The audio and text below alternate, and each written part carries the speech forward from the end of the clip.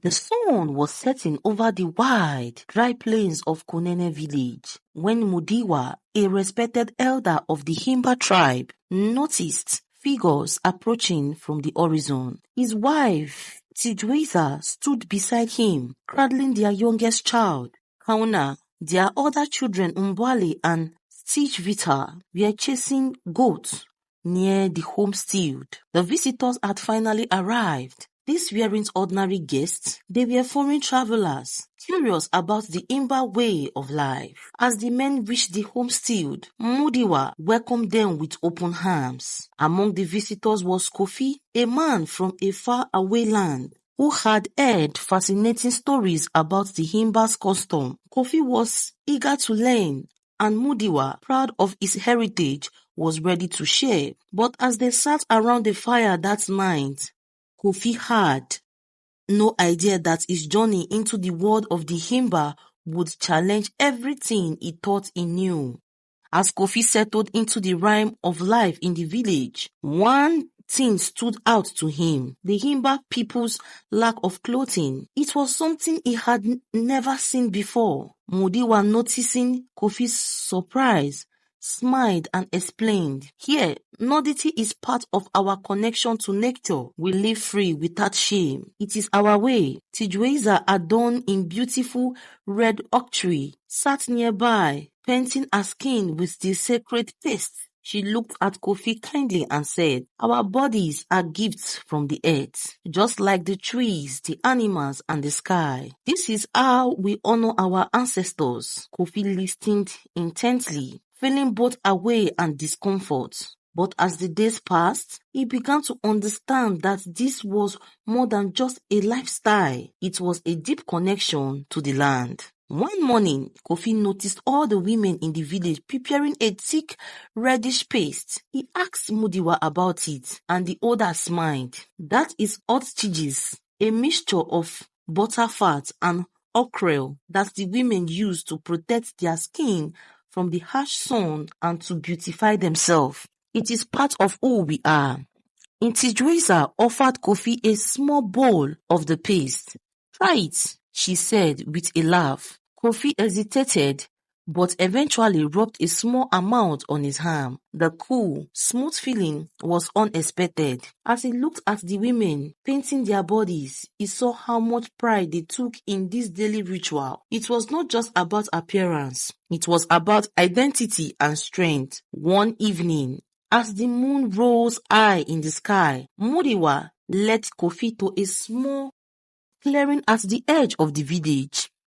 In the center was a fire that seems to burn endlessly. "This is the Okuruwo, our sacred fire," Mudiwa explained. "It connects us to our ancestors. This fire never dies, for it holds the spirit of our people." Kofi stared into the flames, feeling a strange pull, as if the fire itself was speaking to him. Mudiwa's voice softened. "When we light this fire, we call upon our ancestors for guidance, for protection, and for wisdom." Kofi realized then that the Himba's way of life was intertwined with the spirit world, something far deeper than he had imagined. Days passed, and Kofi felt more at home with the Himba, learning their custom and stories. One evening, as the sun set in a blaze of orange, Mudiwa approached Kofi with a surprising offer. "You are my guest, and in our culture we honor guests with the greatest gift we have, our trust. I offer you the Okuja Pisa Omuka Zondu, the custom of spending time with my wife." Kofi was taken aback. He had heard rumors of this tradition, but never thought it would be offered to him. Mudiwa's eyes were kind, and Tidweza stood beside him, unbothered and calm. She too smiled. "It is our way of showing you are part of our family now," she said gently. Kofi felt a wild wind of emotion. The idea was so foreign to him, so different from anything he had experienced. Yet the respect Mudiwa showed and the ease with which Tidweza spoke made it clear that this was no simple act. It was an honor, a bond of trust between people. As night fell, Kofi was invited into Mudiwa's homestead. Sijueza led him to a small room where they sat and talked. She shared stories of her childhood, her people's struggle, and their triumphs. Kofi listened, but his heart raced. This was more than a cultural exchange. It was a test of his understanding, of his respect for another way. When the morning came, Kofi felt different. There was no awkwardness, no shame, just peace. Modiwa greeted him with a smile, as if nothing had changed. The sacred fire still burned. The goats roamed the field, and the village continued its routine. Kofi realized that what he had experienced was not about physicality, but about connection. The Himba people saw life through a lens of unity, where boundaries were different from what he knew. You have seen our way of life, Mudiwa said. Now you understand that we lived with the earth, with our ancestors, and with each other in harmony. Later that day, Kofi watched the women braid their hair, their intricate hairstyle telling the stories of their lives. Our hair is more than just decoration, Ntujeza explained.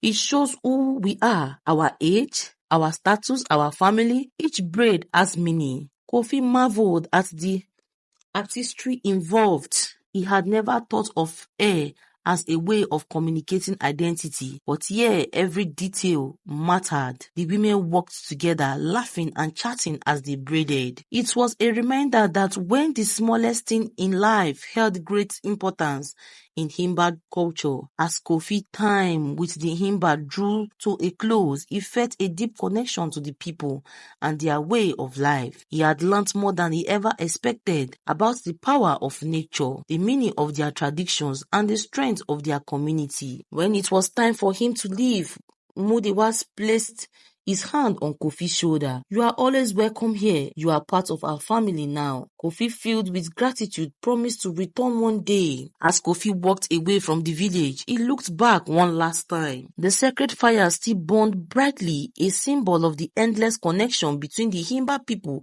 and the world around them. Kofi knew that he would carry this lesson with him forever. Lessons of unity, trust, and the beauty of living in harmony with the earth. The road stretched before him and tough. He was physically leaving the Himba. He couldn't stop thinking about the sacred fire, the red ochre, and the incredible bond he had formed with Mudiwa and his family. The quiet wisdom of the Himba people had opened his eyes to the depth of their simple yet powerful way of life. As Kofi walked, memories from his days with the Himba replayed in his mind like an endless loop. Each step he took brought him closer to his old world, but further from the peace he had found in Kunene. Later did he know the lesson were far from over. As the sun began to set, Kofi came upon a ground of travelers. They looked tired and worn from the desert harshness, their eyes filled with curiosity as they spotted Kofi. Where are you coming from? One of them asked, intrigued by Kofi's calm demeanor in the face of the unforgiving desert. I have been with the Himba people, Kofi replied. The group gasped, their eyes wide with surprise. The Himba customs were not well known to outsiders, and Kofi realized he was now one of the few to have seen their way of life up close. He smiled to himself, knowing that he had experienced something rare and profound. That night, as they set up camp, Kofi shared stories of the Himba custom. He spoke of the sacred fire, the red ochre that protected the women, and the ritual of offering a guest a wife. The travelers listened in a way, their minds struggling to grasp the openness and trust the Himba people lived by. That sounds impossible, one of the men said, shaking his head. How can they live like that? But Kofi smiled, recalling Mudiwa's word. To understand the Himba is to understand that everything is connected, nature, people, and spirit. As the campfire crackled, Kofi lay awake, his mind troubled. Travelers dabbed and stirred something inside him. Had he really understood the Himba way of life? He wondered if his experience has been real or if he had simply been swept away by the novelty of it all. The night was cold and Kofi felt a strange distance from the warmth and unity he had found in Kunene. But as he closed his eyes, the image of the sacred fire returned, burning brightly in his mind. The connection he had felt was real, and no amount of doubt from others could change that. The bond he had formed with Mudiwa and his family was unshakable. That night, Kofi had a dream. He was standing by the sacred fire in Kunene, watching the flames dance in the wind. Mudiwa stood beside him, his face calm and knowing. Do not doubt what you have seen, Mudiwa said softly. The fire does not lie. It is eternal, just as the lesson you have learned are now part of you. When Kofi woke, he felt a deep sense of peace. The doubts that had plagued him were gone. The sacred fire had spoken to him, reminding him that the wisdom of the Himba people was now a part of his soil. Kofi finally reached the city, where the noise and rush of modern life seemed jarring compared to the quiet place of the Himba village. His friends and family were eager to hear about his journey, but as he began to share his experiences, he realized that not everyone would understand. The simplicity and openness of the Himba's custom were far removed from the lives of the people in the city. Some of them laughed at the idea of offering a wife to a guest, while others were horrified. But Kofi didn't let their reaction shake him. He knew that the Himba's way of life was built on trust, respect, and a deep connection to the earth, things that the city often lacked. Weeks passed and Kofi tried to adjust to life in the city again, but something has changed. He felt out of place, disconnected from the world around him. The fast-paced life of the city, filled with distraction and superficiality, felt empty compared to the simple beauty of Kunene. The pull to return to the Himba grew stronger each day. He missed the red ochre, the sacred fire, the laughter of Intujueza's children more than anything. He missed the feeling of unity and peace that has filled his soul in Kunene. He knew that he had to go back. Kofi made his decision. He packed his things and set off once again for Kunene. This time the journey felt different. He wasn't a curious traveler anymore. He was returning to a place that had become a part of him. His heart was light and each step felt like it was taking him closer to home. The desert stretched before him, vast and endless, but Kofi walked with confidence. He knew where he was going and he knew that Mudiwa and his family would welcome him back. When Kofi finally reached the village, the sun was setting, casting a warm glow over the land. Mudiwa was waiting for him at the edge of the village, his face breaking into a smile as soon as he saw Kofi. I knew you would return, Mudiwa said warmly, embracing him like a brother. Ntidweza came out of the homestead with Kauna on a hip, and the children, Mbwale and Tishvita, ran towards Kofi, their laughter filling the air. The bond between them had not faded, and Kofi felt a deep sense of belonging. He was home. Kofi quickly fell back into the realm of life in Kunene. He kept Mudiwa and the cattle in Twiza's story and spent his days surrounded by the peace and simplicity of the Himba way of life. The sacred fire would still burn, and Kofi would often sit beside it, quiet reflection, feeling the presence of the ancestors. The doubts he had once felt were gone. The Himba had taught him more than he ever expected, and he knew not that their wisdom was timeless. Kofi no longer needed to question or explain. He simply lived. But life in Kunene was not without its challenges. One day, as Kofi and Mudiwa were treading to the cattle, a drought hit the region. The river beds dried up and the land turned to dust. The cattle grew thin and the people began to worry. Without water, survival was uncertain. Mudiwa, ever wise and calm, turned to the sacred fire for guidance. The ancestors will help us, she said confidently. But even Kofi could sense the growing tension in the village. The drought tested the Himba's resilience and their faith in the natural world. One night, as Kofi sat by the sacred fire with Mudiwa, the flames flickered strangely. A sudden gust of wind swirled the smoke, and Mudiwa's eyes widened. The ancestors are speaking, he whispered. Kofi leaned closer, feeling the intensity of the moment. Mudiwa closed his eyes, listening to the message from the spirit. When he opened them again, his face was serious. He must make an offering to the land, he said. Only then will the rain return. The entire village gathered around the fire, waiting for Mudiwa's instruction. The future of Kunene depends on their actions. The next morning, the villagers prepared for the offering. Mudiwa led them to the sacred riverbed, where they placed food, livestock, and sacred items into the dry earth. Kofi watched as the people moved with quiet reverence, their face full of hope. As the sun reached the peak, Mudiwa stood before the offering and raised his hand to the sky. Ancestors, we honor you. Bring us rain so that we may live. The village felt silent, waiting. Kofi's heart pounded. Would the ancestors hear their plea? Days passed.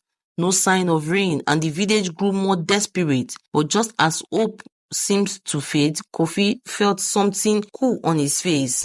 He looked up to see a single drop of rain falling from the sky, then another and another. The rain came slowly at first, then in a steady stream, drenching the dry land. The people of Kunene cried out in joy, dancing in the rain as it soaked their skin. Mudiwa stood quietly, his face calm, knowing that the ancestors had answered their prayers. When the return of the rain, the village of Kunene came back to life. The cattle grew strong again, and friends flourished. The people were filled with gratitude, knowing that their connection to the land and their ancestors had saved them. Kofi felt a deep sense of peace as he watched the village thrive. He knew that the lesson he had learned in Kunene were not just about survival, they were about the power of trust, unity, and the bond between people and nature.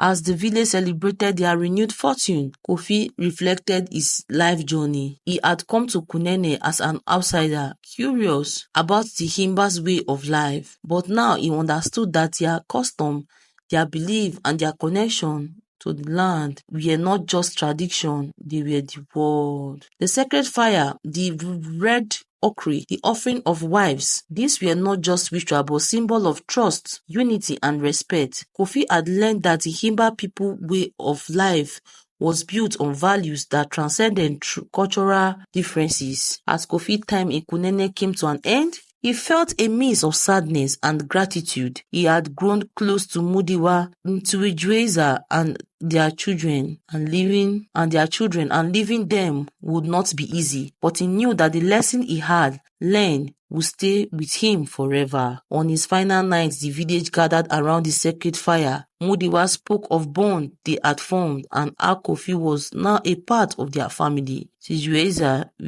with tears in his eyes, thanked him for accepting their way of life with an open heart. The next morning, Kofi packed his things and prepared to leave. Mudiwa walked with him to the edge of the village, his face calm but filled with emotions. "You are always welcome here, my brother," Mudiwa said, placing his hand on Kofi's shoulder. "The sacred fire will always burn for you." Kofi hugged Mudiwa tightly, feeling the weight of their bond. Ntuijueza and the children waved goodbye, their smiles bittersweet. As Kofi walked away, he looked back one last time, the village of Kunene fading into the distance. As Kofi made his way back to the city, he felt a deep sense of peace. He knew that his journey has changed him in ways he couldn't fully explain. The lessons of Kunene of trust, the connection of the land were now a part of him. The road was long, but Kofi walked with confidence, knowing that he carried the wisdom of Himba people with him. He would never forget the sacred fire, the red ochre, or the generosity of Modiwa and his family. When Kofi finally returned to the city, he felt like a different person. The noise and rush of modern life no longer bothered him. He knew that he had found something far more valuable in Kunene, a deep connection to the earth, to the spirit, and to the people who had welcomed him as one of their own. Kofi knew that his journey was not over. The lesson of Himba people would continue to guide him, reminding him of the power of unity, trust, and the simple beauty of living in harmony with the world. And though he was far from Kunene, he knew that the sacred fire would still burn, connecting him to the people and the land that had become a part of his soul.